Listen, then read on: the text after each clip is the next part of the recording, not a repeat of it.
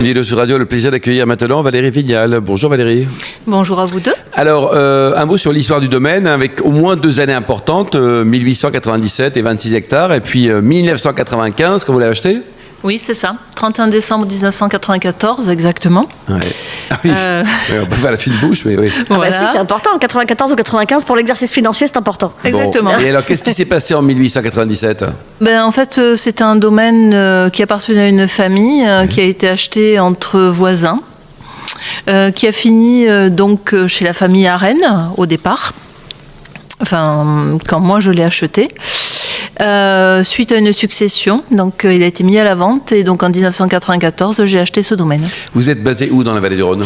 Alors moi je suis au nord du Gard, à la limite de l'Ardèche, de la Drôme et du Vaucluse, à Bagnols-sur-Cèze. Et vous faisiez quelque chose avant, vous étiez dans le vin déjà avant d'acheter le domaine ou pas ? Quand je l'ai acheté, j'avais 24 ans, donc j'étais un peu jeune. Ouais. J'ai pas dormi pendant un mois et j'étais enseignante en viticulture-œnologie. Ah voilà, vous étiez prof voilà. quoi. Ouais. J'étais prof. Et vous ouais. aviez Hélène. une double casquette de prof, parce que la deuxième me terrorise. C'est-à-dire Vous étiez prof de maths. Ah oui, pendant un an, oui, à l'Immaculée Conception à Carpentras, oui. Vous aviez Voilà. un problème avec les maths, Hélène ? Léger. Je suis juste agité de tic à chaque fois qu'on me parle de mathématiques, C'est mais vrai. sinon ça va très Je vais bien. prendre ma mère qui était prof de maths, vous allez voir. Ah oui, bah, Ça va bien se écoutez. passer avec un bon petit verre. Alors on y va Valérie, oui. Alors effectivement, je préfère votre casquette de prof d'œnologie à votre casquette de prof de maths. Et puis il y a quand même plus de cohérence effectivement avec la suite de vos aventures vigneronnes. Voilà. Eh ben, écoutez, donc j'ai acheté ce domaine à cette succession où... Mais 24 ans, il fallait être super audacieuse quand même. Ou inconsciente. Inconsciente. D'accord. Je pense Si qu'il vous faut avoir aviez une su, vous seriez certaine pas venu. dose d'inconscience. Avec le recul, je dirais que c'est fait maintenant. Donc, C'est trop tard. c'est trop tard, on a passé cette étape-là. Mais je pense qu'il faut une certaine dose d'inconscience quand on rentre dans ce métier. Oui, tout à fait, oui. Cela dit, avec le recul, le pari est plus que gagné quand même. Elle était bonne l'équation, puisque vous avez des cuvées qui sont couronnées d'étoiles. Les dernières au Guy d'Achette qui sort ces jours-ci, là, Tout à fait, voilà, oui. c'est une pluie d'étoiles sur vous et vos cuvées. Donc finalement, ça valait le coup. Ça valait le coup. C'est une belle aventure. Je produis uniquement des rouges parce que j'aime beaucoup le vin rouge. Et puis j'ai un terroir qui est aussi Qui s'y prête, prédestiné, quoi, ouais. qui s'y prête. Est-ce que les étoiles dont parlait Hélène, Guy Hachette & Co, ça fait vendre ? C'est-à-dire, qu'est-ce qu'on vous appelle en vous disant « j'ai vu que vous aviez 2 étoiles, X étoiles, un coup de cœur ou pas ?» Oui, ça fait vendre. Oui. Ça fait vendre aux particuliers. C'est une preuve de sécurité pour le particulier quand Ça il rentre. rassure. Ça rassure, tout à fait. Après, ça permet aussi de vendre en GMS. Vous vendez à grande distribution ? Ça m'arrive. Pas Combien toutes de les- bouteilles vous produisez en moyenne chaque année, 30 000. 30 000 quoi, ouais. Voilà. Et alors, est-ce qu'on peut dire dans quel circuit vous vendez en grande distribution ? Parce qu'après tout, c'est intéressant. Il y a des... Absolument. Alors, c'est très compliqué la grande distribution. C'est-à-dire qu'on soumet et puis il arrive que de temps en temps, on ait un contrat. Ce n'est pas régulier. D'accord. Ce n'est pas régulier Oui, parce on peut retrouver vos vins chaque année chez Carrefour ou Monoprix en foire Non, au vin. parce que si, je suis en foire au vin, mais c'est pas systématiquement tous les ans.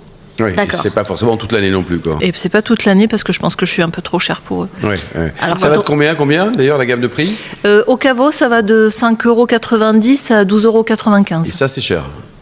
Parce que vous êtes un pour la super GMS. approprié des prix, quoi. Oui, c'est- Là, vous parlez des prix pour tout un chacun. L'auditeur d'Invino sur à Radio, fait. il vient, il se pointe, il sonne, hop, il achète à ces prix-là. Tout à fait. C'est génial. Oui, Mais- c'est un très bon rapport qualité-prix. Ouais, ouais. Des Côtes du Rhône fabuleux qui sont effectivement, comme on le disait, médaillés au guide Hachette, ce qui est plutôt un guide ultra sérieux. Enfin, vraiment, une fois de plus, on est sur un vignoble où il y a moyen de vraiment se faire super plaisir Oui, à prix très, très raisonnable, quoi. sans casser son PEL. Vous avez également des magnums ou c'est uniquement en bouteille ? Non, j'ai également des magnums sur le millésime 2018, Ouais. qui a été médaillé au guide Hachette aussi. Donc, C'est demandé ça le magnum, non ? C'est sympa quand on fait une soirée ou quand on est invité. pour une soirée, moi je le vends pour une soirée. Oui, c'est que 2 bouteilles, un magnum. Avec modération, pas de Avec- blague. Absolument. Hélène. Donc parlons-en de vos Côtes du Rhône. Alors vous avez dit tout à l'heure qu'effectivement vous ne faisiez que des rouges par choix. Vous Oui. n'aimez pas ça le blanc ? Alors j'adore ça, mais c'est lui qui m'aime pas.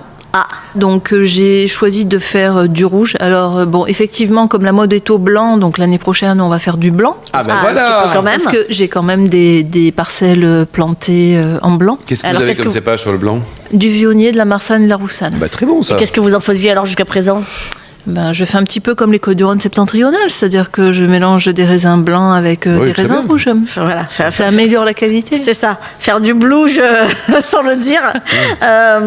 Et puis alors du coup on va parler de vos rouges officiels. Côtes-du-Rhône, Alors, village Chusclan. Voilà, c'est ça. Donc 3 appellations, IGP-OC, Côtes-du-Rhône, et Côtes-du-Rhône village et Côtes-du-Rhône village Chusclan. Oui. Donc allez, on démarre par l'IGP-OC. Oui, IGP-OC Marcel-en-Merlot, un grand classique. Côtes-du-Rhône, Syrah Carignan. Non, et Grenache, que je ne me trompe pas. Attention, c'est on ne ça. peut pas oublier Grenache dans la vallée du Rhône. Hein. Exactement, le cépage roi de la vallée du Rhône. Et ensuite, pour les côtes du Rhône village, Grenache, Syrah, Mourvèdre, il doit m'en manquer un, et parfois un peu de counoise aussi. D'accord. D'accord. Et le potentiel de garde de vos vins, on peut les attendre ou c'est à boire dans les 3-4 ans? Non, on peut attendre une dizaine d'années, sans Mais selon problème. vous, c'est une dizaine d'années, quoi. Le 2018, par exemple, dont vous parliez, il est à son apogée? Je pense qu'il est à son apogée, ainsi que le 2017, parce que j'ai encore du 2017. Vous savez encore 2017, quoi. Oui, et j'ai du 2016 aussi en Côte-du-Rhône. C'est chouette pour les Ah, c'est anniversaires, super, ça. ouais, ouais. C'est, Oui, et puis ça permet de voir ce que ça donne un vin qui a déjà vieilli dans d'excellentes conditions, quoi. Et, à fait. et eux aussi sont à des tarifs très abordables. Oui. C'est merveilleux. Tout le monde chez Valérie Vignal. Ah bah, faut y aller demain matin, là. C'est ça. Vous éteignez le poste à la fin de l'émission, vous écoutez jusqu'à la fin N'hésitez quand pas. même, et vous tracez dans la vallée du Rhône. Vous tracez d'ailleurs à Chusclan, enfin à Bagnols-sur-Cèze, mais donc vous êtes aussi sur l'appellation Chusclan. C'est quoi finalement la particularité de Chusclan? Parce que des côtes du Rhône village, il y en a plein. Qu'est-ce que vous diriez que c'est la particularité de Chusclan par rapport aux autres? Que c'est le La meilleure, terroir, forcément. La meilleure, je ne sais pas. Faut rester humble en viticulture et en œnologie. Dans la vie en général. Hein. Oui, voilà. Moi, je dirais que ça permet de se mettre quasiment au niveau du cru en termes de qualité des vins. Des producteurs de Chusclan en privé, il y en a peu. Voilà, ça il faut le savoir, puisque il y a une cave qui en fait beaucoup. Voilà. Moi, qu'est-ce que ça m'amène? Ça m'amène justement ce palier où on dit on est quasiment au niveau d'un cru. C'est ça. Ouais. J'avais été sélectionnée par le Petit Ballon à l'époque, monsieur Jean-Michel Deluc. Deluc, voilà. Excellente chaîne de vin aussi, le Petit Ballon. Tout à fait.